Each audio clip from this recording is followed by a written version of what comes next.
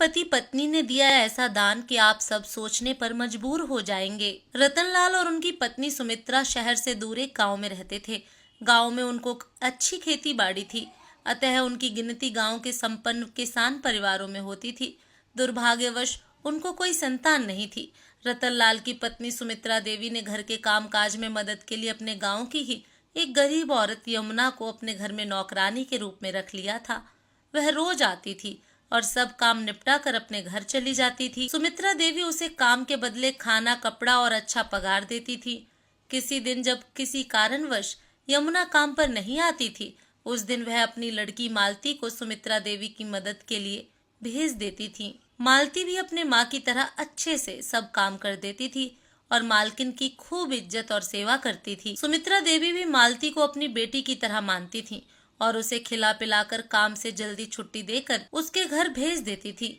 यमुना काफी गरीब थी और उसका पति भी गुजर गया था।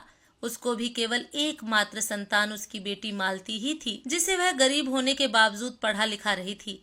मालती पढ़ने में तेज थी और उसका ध्यान पढ़ाई की तरफ ज्यादा रहता था। फिर भी वह अपने माँ के काम में हाथ बटाती थी। मालती जानती थी कि उसकी माँ की नौकरी और आमदनी ही उन लोगों के लिए एकमात्र सहारा है।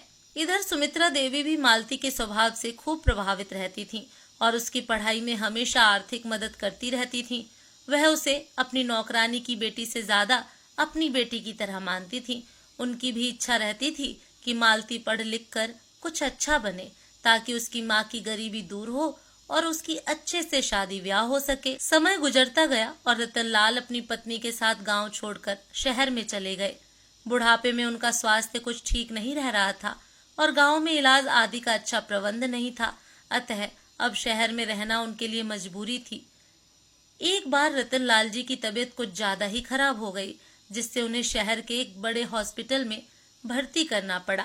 उन्हें हॉस्पिटल के आईसीयू में रखा गया था और उनकी पत्नी सुमित्रा देवी बाहर हॉस्पिटल के गलियारे में बेंच पर दुखी मन से बैठी थी। इस बीच उनके पूर्व नौकरानी की बेटी मालती, जो पढ़ लिख कर अब एक डॉक्टर बन गई थी और उसी हॉस्पिटल में कार्यरत थी, उधर से गुजरी और उसकी नजर उस दुखी औरत पर पड़ गई। काफी वृद्ध हो जाने के बावजूद भी मालती ने सुमित्रा देवी को पहचान लिया और उनके पास गई और पैर छूकर नमस्कार किया और यहाँ आने का कारण आदि जाना।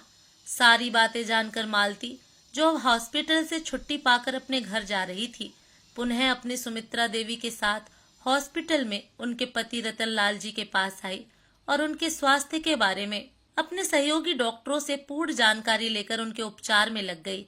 अब डॉक्टर मालती और उनकी डॉक्टरों की टीम के देखरेख और इलाज के चलते कुछ ही दिनों में रतनलाल जी पूर्ण स्वस्थ हो गए। हॉस्पिटल से छुट्टी पाकर जब वे लोग अपने शहरी घर में आए तो उनके साथ मालती भी आई। बातचीत के क्रम में मालती ने बताया कि अब उनकी माँ भी गुजर गई है और वह अकेले रहती है तथा हॉस्पिटल में रोगियों की देखभाल में अपना समय गुजारती है। उसकी भी सारी कहानी जानने के बाद कि कैसे कैसे अपनी माँ की मेहनत और अपने मालिक मालकिन श्री रतनलाल जी और सुमित्रा देवी की आर्थिक मदद से उसने अपनी पढ़ाई पूरी की और डॉक्टर बनी, वे दोनों पति पत्नी खूब खुश हुए और उसे अपनी बेटी बना लिए। अब मालती उन्हीं लोगों के साथ इस घर में रहने लगी।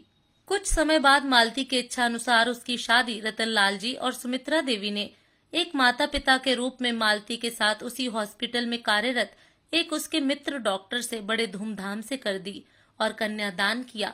अपने गांव तथा शहर की संपत्ति भी उन लोगों ने मालती तथा उसके पति के नाम कर दी। इस तरह एक बेटी पाकर और उसका कन्यादान करके वो दोनों बहुत खुश हुए।